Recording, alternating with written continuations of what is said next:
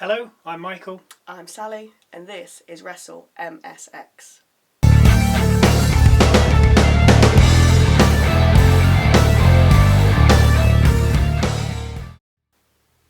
So, here we go. King and Queen of the Ring, Jeddah, Saudi Arabia. The first match of the night is for the Women's World Championship. Becky Lynch versus Liv Morgan. Lynch had the upper hand from the start before Liv turned it around for a while with 3 2 counts. A double clothesline puts both women down, but Lynch soon took control once again, hitting Morgan with a missile drop kick for a 2 count. A codebreaker got Liv a 2 before hitting Lynch with her own missile drop kick, again only for a 2 count. Lynch then countered Oblivion by Morgan for another 2 count. Then we got a number of 2 counts for each women as they reversed and countered each other's attempted pins. Morgan pulled out the Rings of Saturn submission hold before Lynch managed to lock Morgan into the disarmer. This was it. Morgan had nowhere to go. Seemingly, this was the end for Morgan. That is until Dirty Dom turned up, skulking around the announcer's table. Lynch saw him and broke her hold to give him some verbal. On being distracted, Morgan was able to hit Becky with a codebreaker, but only for a 2 count. Liv went up to perform an aerial attack, but Lynch got up and suplexed Morgan down to the mat. This wiped both women out momentarily, with the ref checking if Morgan was alright. Dom then slid a chair into the ring right in front of Becky. With the weapon in place, Dom then went to the side of the ring, climbed the apron and got the referee's attention. Liv seized the opportunity. Morgan DDT'd Lynch onto the chair, then performed Oblivion and covered Becky for the 1-2-3, much to our surprise, becoming the new Women's World Champion.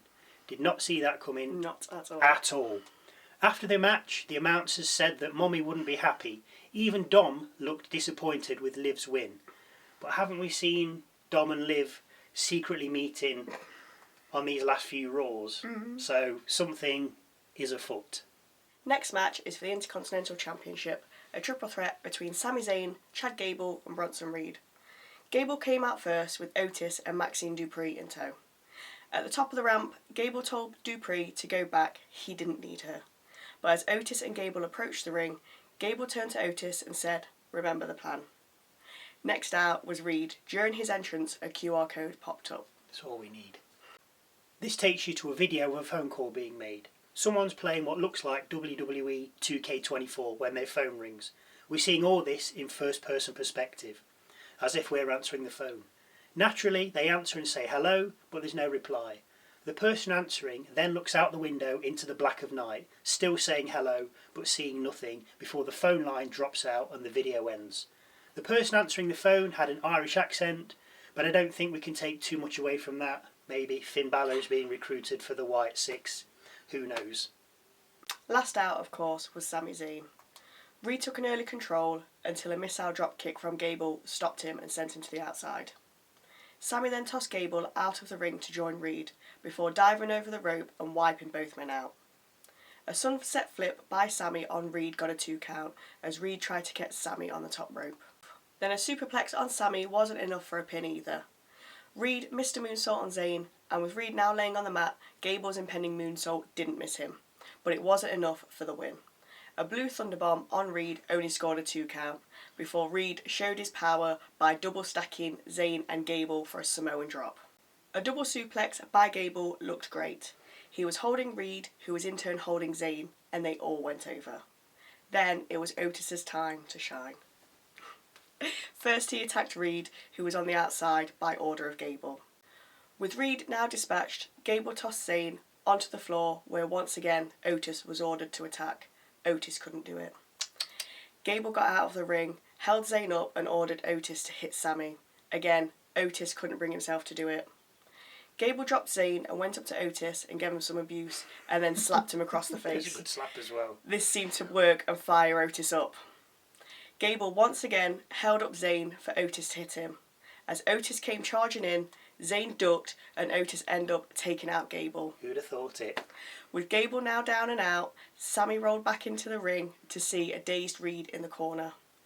Sami hit Reed with a haluva kick and covered him for the win, Sami retaining his IC belt. We then hear that Bianca Belair and Jade Cargill had successfully defended their tag belts on the kickoff show against Indy Hartwell and Candice LeRae. mean, I don't think that was ever in doubt, to be fair. Now for the final of the Queen of the Ring, Lyra Valkyria against Nia Jax. Valkyria coming down the rampway with full crow wings in a very cool looking costume, I thought. It was more fitting for WrestleMania. Anything Lyra threw at Jax though was just pushed aside or dismissed. Jax was just too big, too powerful and too strong. As much as Lyra tried, she just couldn't do anything to Jax. Nothing fazed her. Jax was just toying with Valkyria. Eventually though, Valkyria did manage a tornado DDT on Jax, but only for a 2 count.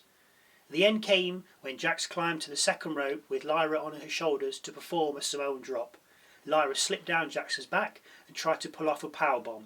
Jax was not for moving and annihilated Valkyria with the Annihilator. Jax sat on Valkyria for the pin. The ref counted to 3 and Nia Jax became the new Queen of the Ring, the crown being presented to her by Triple H.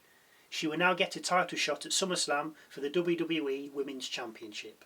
We then go backstage and we see an outraged Becky Lynch tell Byron Saxton that she has a rematch clause in her contract and then promptly storms off to see someone about that. She was not happy, was she?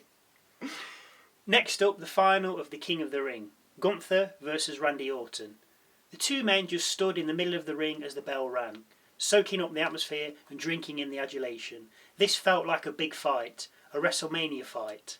Maybe something for next year, hopefully. Eventually, the two men locked up, with no real winner. It then became a very technical match, with holds, counters and reversals. But then came the chops. Orton catching Gunther's third attempt and countering with some European uppercuts. We then go back to mat wrestling, holds and stretchers, mainly by Gunther. Every time Orton mounted some kind of offence, Gunther put him back down. As Orton went for his first RKO, Gunther just pushed him away. Gunther went up top and splashed Orton. Feeling confident, Gunther went up top again. This time, Orton rolled out of the way, popped up and hit Gunther with an RKO. Out of nowhere. Gunther had this scouted though and just rolled out of the ring. Both men then ended up outside the ring. Orton back body dropping Gunther 3 times on the announcer's table. Back inside the ring, Gunther went to work on Orton's damaged knee, locking it in a half crab for what seemed an age. Orton somehow managed to escape and hit an RKO, but only for a 2 count. As Orton sat there after the ring general managed to kick out, Gunther quickly got Randy in a crucifix pin. The ref hit the mat 3 times and Gunther becomes your new King of the Ring. We did tell you that ages ago. Now, if you watch the pin, one of Orton's shoulders is clearly off the mat and nowhere near it. Whether this is done on purpose to start a rivalry or a genuine mistake, only time will tell. Personally, I think it was an error. I do as well. Once again, we see Triple H enter the ring and crown Gunther. Backstage, we see Triple H again, and he has some news. Drew McIntyre is medically cleared to wrestle, and at Clash at the Castle, he will face Damian Priest for the WWE World Championship. Spoiler alert, Drew's going to win that, and you heard that here first. Last match of the night, Cody Rhodes versus Logan Paul for the Undisputed WWE Championship. It was a pretty even start to the contest before Paul started to control things. Rhodes hit a disaster kick which seemed to turn the tide. That was until Paul got some brass knuckles from one of his cronies ringside. Paul managed to use them, but it didn't disrupt Cody too much, with Rhodes getting a 2 count from a Cody cutter. Paul then reversed Rhodes and did his own crossroads for a 2 count. Both men ended up outside the ring again and found themselves standing on the announcer's table. Rhodes managed to escape Logan's hold and hit him with a Cody cutter on the aforementioned announcer's table. The landing seemed to hurt both competitors. With Paul out of it and the refs count out on 8, Rhodes rolled back into the ring and stopped the referee counting out Logan just as he'd reached 9. "I want to beat him in the ring," said a battered Rhodes. Very honourable. Cody went back out to the ring to get Paul, but Paul managed to hit Rhodes and set him up on this Saudi Arabian announcer's table. Logan then proceeded to frog splash Cody through the table from the corner post of the ring. Having got Cody back in the ring, Paul only managed a 2 count. The ref then, kind of got in the way. Paul threw Rhodes into him and then he got corner splashed by Logan. With the ref down, Rhodes hit Paul with a vertebraker and covered him, but there's no count because obviously the ref's down. Cody tries to wake the ref up, but as he does, Paul hits Rhodes with a low blow, then pulls some brass knucks out of his trunks. As Logan backs up to hit Cody, the special guest ring announcer grabs Paul from outside the ring, stopping him. With Paul distracted, Cody grabs him and pulls off 3 consecutive crossroads. This is more than enough to put away Logan Paul and for Cody to get the 3 count. Cody wins and retains his undisputed title. So this concludes the King and Queen of the Ring tournament. It also means that I won our predictions battle 4-2 and I'm the inaugural Wrestle MSX champion.